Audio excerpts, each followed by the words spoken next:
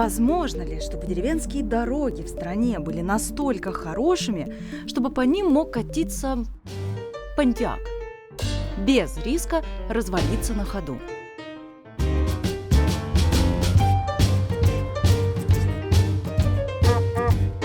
Очень старый. 1931. Этому экземпляру американского автопрома почти 100 лет.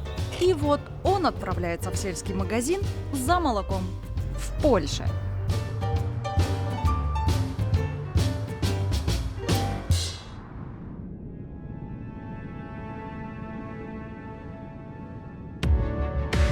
Знающие водители давно уже говорят о польском дорожном чуде в составе Европы. В этом выпуске мы решили проверить это чудо и проехали все типы дорог Польши от деревни до автобана.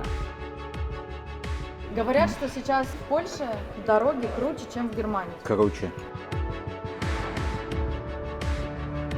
Когда проезжаешь из Германии в Польшу или наоборот, замечаешь смену страны только по дорожным информационным знакам. Язык меняется. Главное не потерять, что будет нарушено все.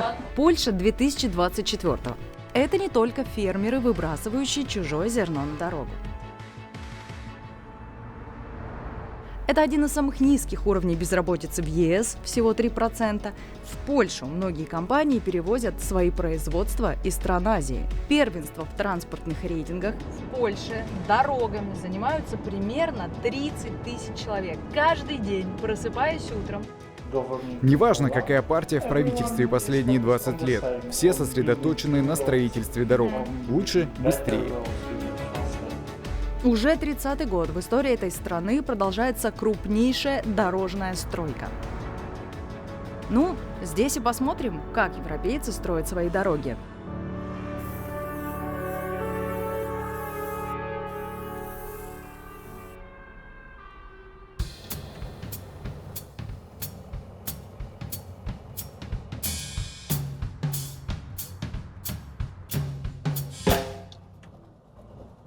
Здесь еще немножко плохой дороги, но и теперь на лучшую уже. Но эта дорога уже где-то больше 15 лет как сделана. Вальдемар Краковский, бизнесмен-строитель. Офис его компании находится в маленькой деревушке в Пунске на польско-литовской границе. Здесь говорят на литовском, помнят русский и сложную историю местных дорог. Как колеса по пути отлетали.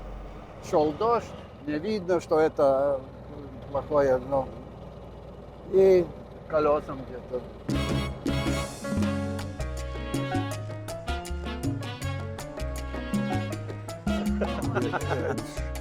Лет 50 назад. Возможно ли было по польским дорогам ездить на таких машинах? О, абсолютно нет.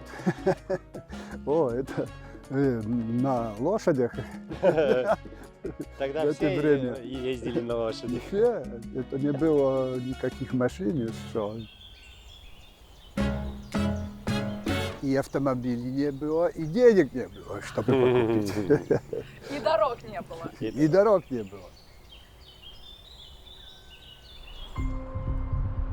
Первые дорожные планы Польши были задуманы еще до Второй мировой. Польская Народная Республика в коммунистический период передвигалась в основном по бетонному наследию Третьего рейха. Были амбициозные планы создать сеть автомагистралей республики, но лишь к концу 70-х здесь начали строить новые дороги. Все 80-е в год строили по 20 километров.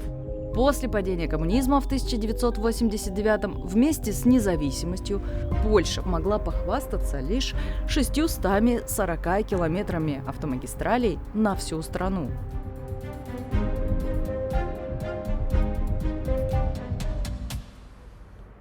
А здесь уже моя дорога, как звал, Пунского самоуправления. Первый асфальт, который я сделал в 1999 году, здесь был асфальт, а теперь новый уже асфальт. 3 лета тому назад сделано. Здесь сделана дорога 8 лет тому назад. В 2004-м Польша вошла в состав ЕС. И вот тогда начало набирать скорость дорожное строительство. У Евросоюза есть финансовые фонды для различных задач стран-участниц. Например, Фонд соединения Европы, ключевой для транспортной инфраструктуры. Все были грунтовки, но только в 81-2 году где-то первые асфальты строились из самоуправления в Пунск. Это еще деньги давали государство, но и люди, которые жили там. Скидывались. Да, скидывались. Да, я знаю, это у Да, нас делали. Это у нас было сделано где-то 10 километров. Но я уже здесь работаю 25 лет. Я сделал где-то 100 километров уже асфальтов. Учитель истории и географии. Взялся за хозяйство родного Пунска за пару лет до вступления Польши в Европу. Активно использовал возможности еврофондов. И вот Витольд выбирают мэром уже 26-й год. 2024. Мы видим очаровательный деревенский городок среди озер, лесов, новая библиотека, солнечные панели на крышах, молочные угодья кругом. В деревне живут и фермеры, и айтишники. Здесь тоже сделал 2 года тому назад. Здесь потому что на Литву идет эта дорога, потом уже граница. И в этом году Литва будет делать тоже дорогу. В этом году Витольд планирует модернизировать еще 2 дороги. Вообще кажется, что здесь, в сельской местности, починить дорогу – это так же просто, как провести весенний субботник. Значит, он будет 8 сантиметров. Еще. И это именно реновация старой дороги. Да, это реновация старой дороги. Как быстро в среднем вам удается обновить дорогу? Я думаю, что 2 месяца. 2 месяца? Эту Вы дорогу? за 2 месяца сделаете эту дорогу? Да, я думаю, что еще можно скорее, но только некоторые фирмы имеют другие работы. Как уже войдет, это 5 метров, сразу они могут, это 5 метров асфальт вылить. То есть они его сразу? Вот Да, сразу, да. И всё. Да.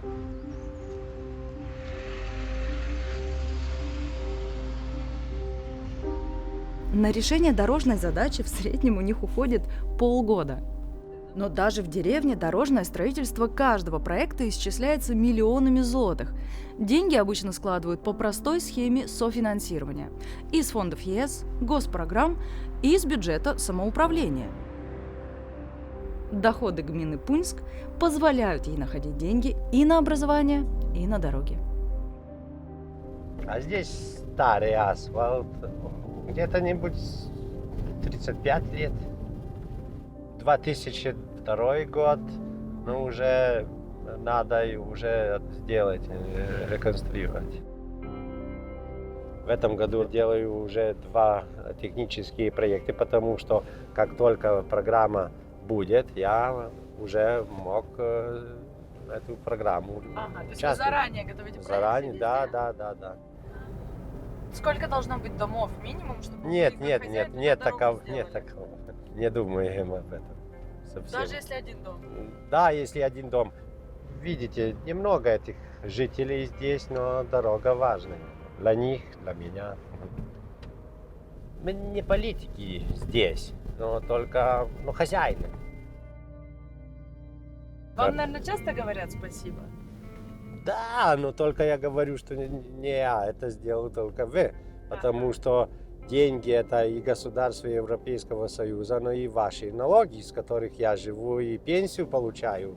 Это моя работа. Никакой политик еще своих денег не дал никому. Это деньги людей, из налогов все. Это премьер Тачер так говорила. Тоже так говорю.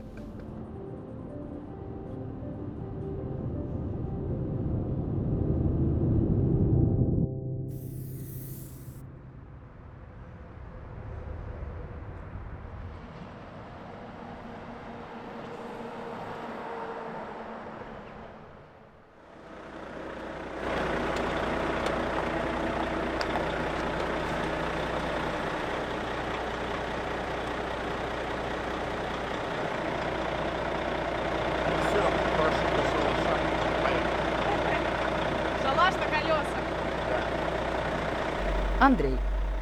9 лет профессионально занимается международными грузоперевозками. У нас же все с собой. И дом, и кухня, и кровать, все с собой. Проснулся этим утром в Польше, в пригороде Ломжи. Ну что, готов к труду и обороне? Всегда готов.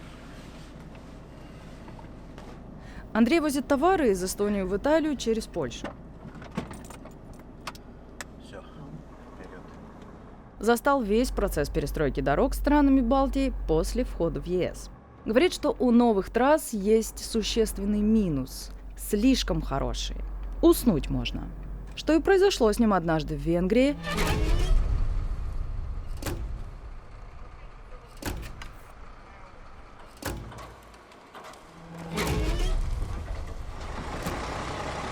Спас ремень безопасности.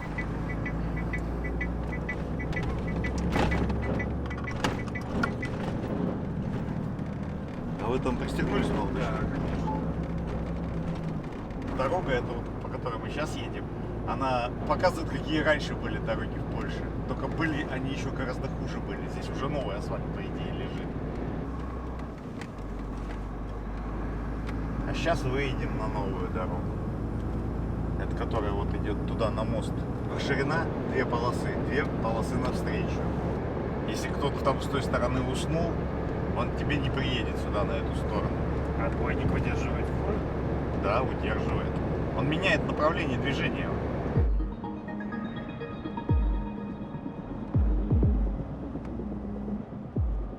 Протяженность автомобильных дорог общего пользования Польши по последним данным около 425 тысяч километров. Теперь есть бетонные автобаны с четко установленными размерами обочин, полос, съездов без перекрестков. Есть скоростные трассы, автомагистрали. Самая длинная дорога – 811 километров.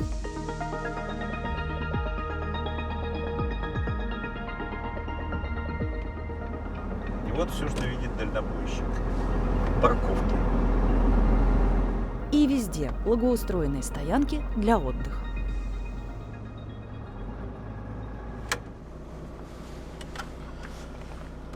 Ну вот, прибыли. Пойдем к офису.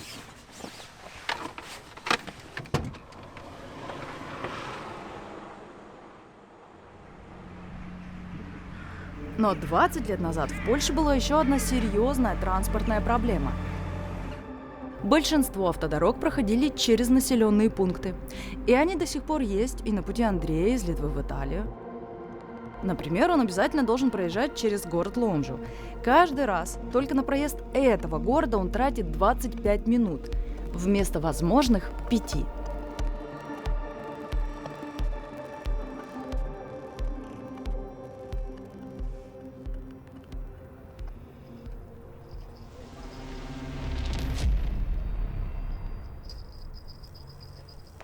А что здесь живет? Что клюет? Ой, много-много. То есть много, рыбная река, да? Хек.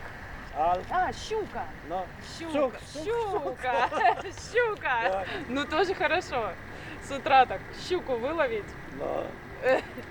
А вы потом на рынке ее продаете? Нет. Себе. Покушать. Обожаю мультиязык. Та самая Ломжа, 150 километров от Варшавы.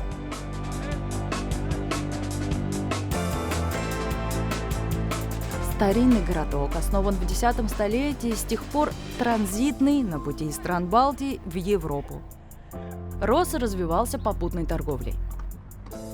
У города тоже есть проблема. 24/7 через него проходит вереница грузовых машин.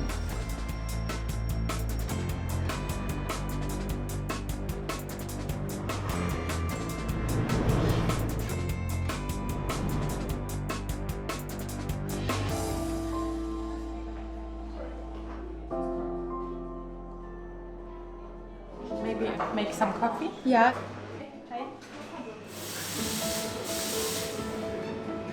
Ломжа zawsze też byłam. Не помню Ломжу без фур. Pracowałam wcześniej jako Я в прошлом журналист. Занималась пиаром. Долго жила не здесь. Но со временем решила заниматься тем, что близко сердцу. 1,5 года назад вернулись с мужем в родную Ломжу. Открыли кафе у дороги. Я сама пеку торты здесь. Мне нравится это очень. Тортики Анетты такие вкусные, что многие специально заезжают сюда на десерт. Рядом с Ломжей идет одна из главных польских дорожных строек. Заканчивают участок новой объездной трассы Via Baltica, которую очень ждут водители грузовиков, но которая заберет из города вместе с грузовиками и часть клиентов Анетты. Из Варшавы кто едет, к нам заезжают, да. Они по гуглу кафе наши находят.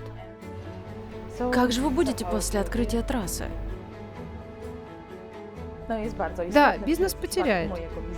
Чем меньше будет машин, тем меньше будет у нас клиентов.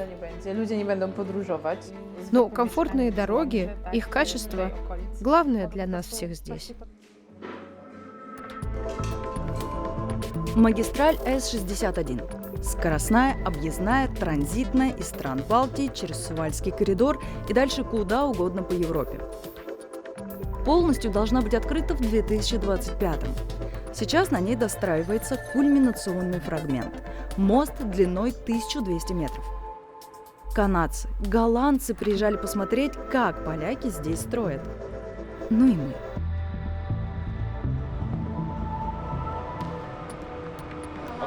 Есть такое устройство – гидроцилиндры. Мы там бетонируем мост и сегмент за сегментом тянем его вперед. 660 метров, 15 тысяч тонн.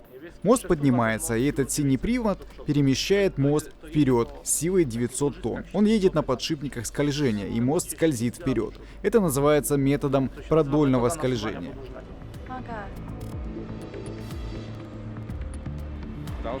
Дальняя часть строится от одной опоры в двух направлениях. Сейчас там идет бетонирование. Бетонируется еще одна часть моста. Теперь вы видите, что этот мост состоит из нескольких частей. 5 навесных тележек и технология скольжения. Теперь мы соединим эти элементы вместе.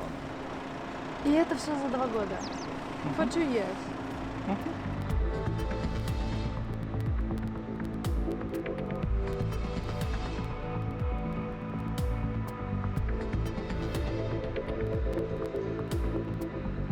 А зачем это? Этот мост держится не потому, что он бетонный, а потому, что внутри него находятся стальные тросы. Мы помещаем эти трубы в бетон. В них канат. Это его скелет, получается. На самом деле мост держится на этих канатах. Кабели сжимаем. Эта технология называется компрессионной. Прочность стали 200 мегапаскалей. Бетон тоже почти стальной, 60 мегапаскалей. И бетон непростой. Здесь используют особый, в нем твердые горные породы, щебень, базальт, гранит. На чем вы экономите деньги для себя? Но можно же экономить. Нет. Вот чтобы сделать сталь как эта, 3 страны только могут. Германия, Венгрия, Франция. Зачем вам такая качественная сталь? Ну, можно же было что-то взять попроще. Нет, потому что это предварительно напряженная конструкция. Она должна использоваться с такими техническими параметрами. Но если на миллиметр тоньше? Нет, так должно быть, потому что это евроаттестат. По замыслу конструктора эта сталь должна использоваться с такими параметрами. Мы не можем использовать любую другую, потому что мост разрушится. Но это ваш проект. Так. Это вы И сами наш себе проектант Да. запроектовал з тієї сталі ten мост. Все, да, поэтому только так. Tylko taka.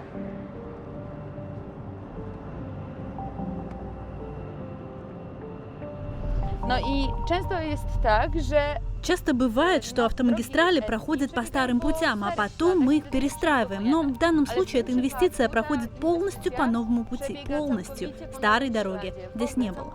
Не было тут старой дороги.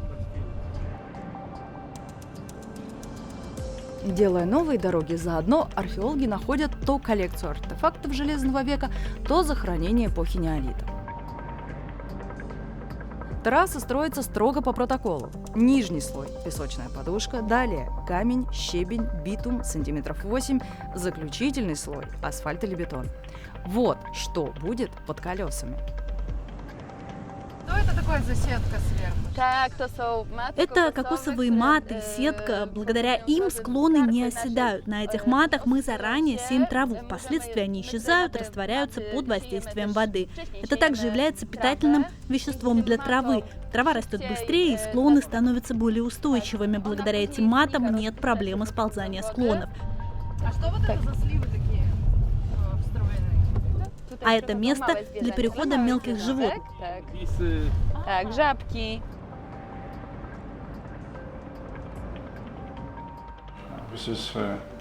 Это 2002 год, и вот только эта часть автобан. Еще вот были автомагистрали. Это уже 2016, почти готовые основные скоростные дороги. И вот как карта дорог выглядит теперь. Вот мы здесь в Ломже, вот готовы C19, CC61. Черным готовые, красным в работе. Голубые планирование, подготовка. Зеленые ищем подрядчика. Было время, когда мы столько раз строили и так быстро, что в стране не хватало экскаваторов.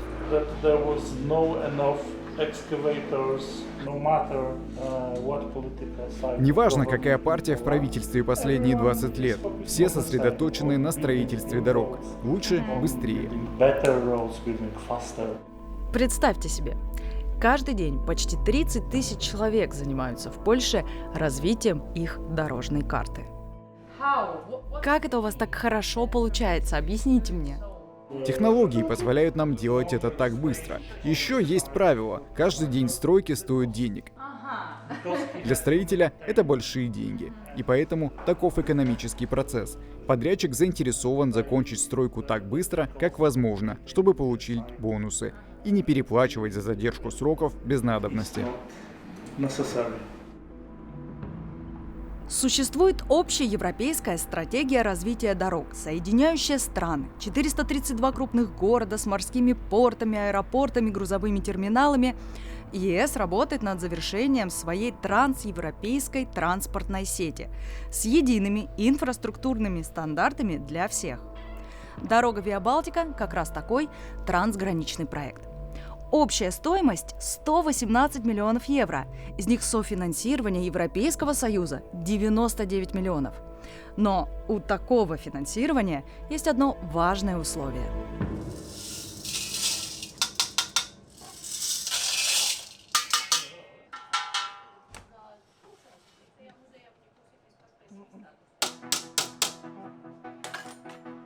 Главное, нельзя потерять, а то будет нарушена вся система. Если источник финансирования соглашается, что да, это проекты годятся для того, чтобы мы их финансировали, у нас есть ряд условий. Все должно быть строго по проекту, который был предоставлен в начале, и в случае дорог это регулярное восстановление верхнего покрытия. Европа хочет, чтобы их дороги строились и обслуживались по высоким стандартам качества, безопасности, с зонами отдыха на каждые 100 километров и с заправками, зарядками альтернативных видов топлива. И с высоким уровнем защиты окружающей среды. Для этого внедряют ресурсосберегающие и климатостойкие материалы. Дороги Соединенной Европы должны не только соединить всех, но и снизить негативное воздействие на здоровье граждан. Здесь происходит тест на образование колеи. Здесь, видите, колея очень такая, все ответствует. В принципе, ее нету. Вот он будет хуже. Ого! Вот видите, вот это уже плохо. Вот это плохо? Да. Строители будут переделывать это. Переделывать? Да, за свои деньги. Давая деньги, комиссия совершенно не терпит мошенничества с бюджетом.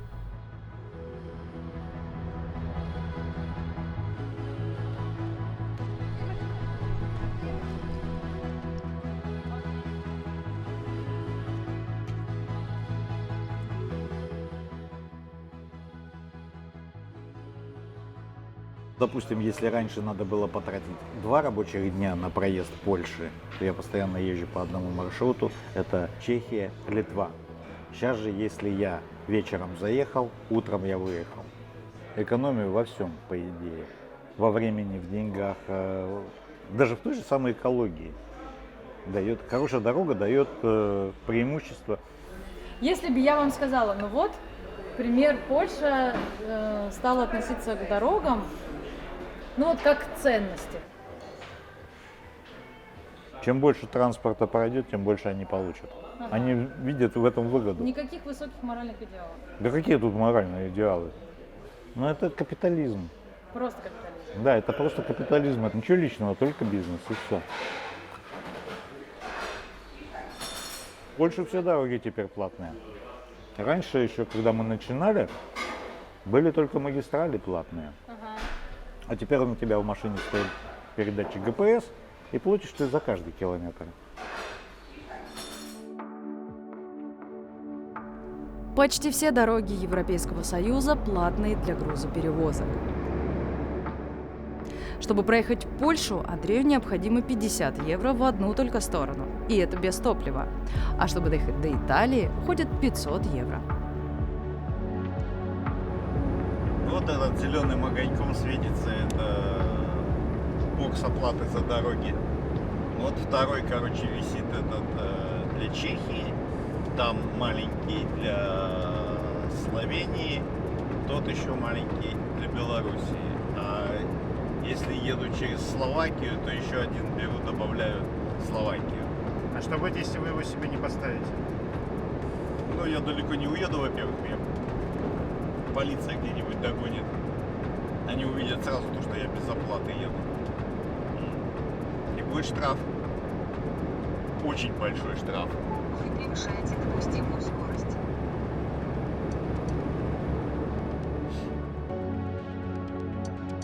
Дорожная сеть ЕС в целом уже хорошо развита. Хотя проблемы все еще существуют, особенно в восточной части, говорят эксперты Еврокомиссии. При этом с развитием дорог транспортная деятельность Польши внутри Европы выросла за 10 лет на 22%.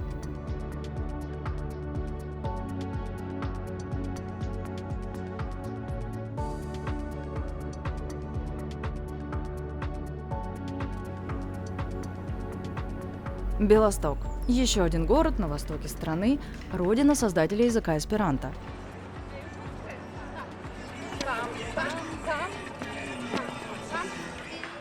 В 2023-м вблизи Белостока открылся предпоследний участок автомагистрали Виа Балтика. В пятницу вечером в кафе нет свободных мест.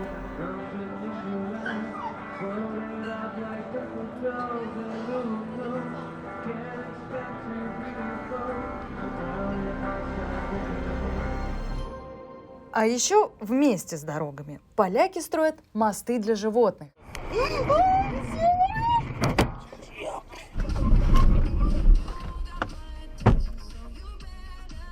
Поэтому вот так здесь редко происходит. В Польше вообще очень много лесов, национальных парков и всякого зверья. Так вот, чтобы лисоньки, бобры и лосики не попадали под колеса несущихся машин по автомагистралям, еще с 1996 года Польша начала строить так называемые экодуки – мосты над автострадами, замаскированные под лес, по которым всякие зверушки могут туда-сюда бегать над машинками. И самое любопытное – 2500 с лишним мостов на сегодняшний день, таких специальных мостов для животных, построено по всей Польше. И поэтому лисоньки под колесами не бегают.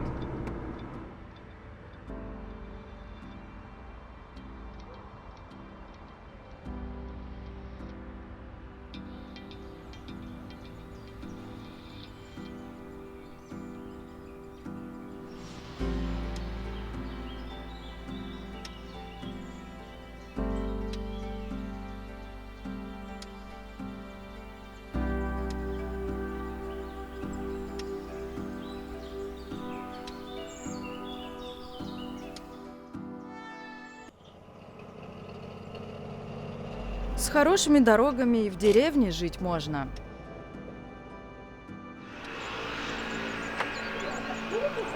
Еще раз ладно.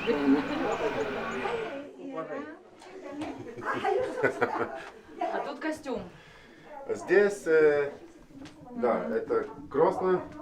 И здесь женщины теперь делают вот такие все Шьют до сих пор материалы Да, настоящие. да. Смотрите, старые. Воскресенье, утро, маленький приграничный Пунск, маленький этнографический литовский музей. Это как Содой. Как это называется? Содас. The new exhibition is only in this room, and other rooms are. Группы туристов идут одна за другой, как во дворец какой-то. Permanent exhibition about Easter time, of course, eggs. Местные не рвутся в город, наоборот, они привлекают к себе и предпринимателей, и гостей. Доехать не проблема.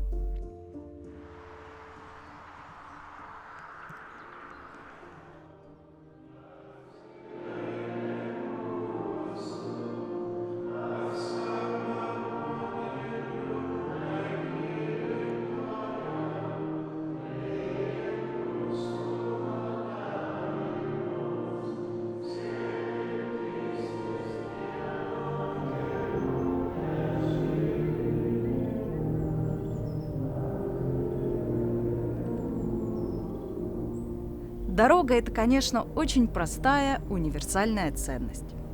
Но вместе с ней воплощается элементарное право каждого на свободу передвижения.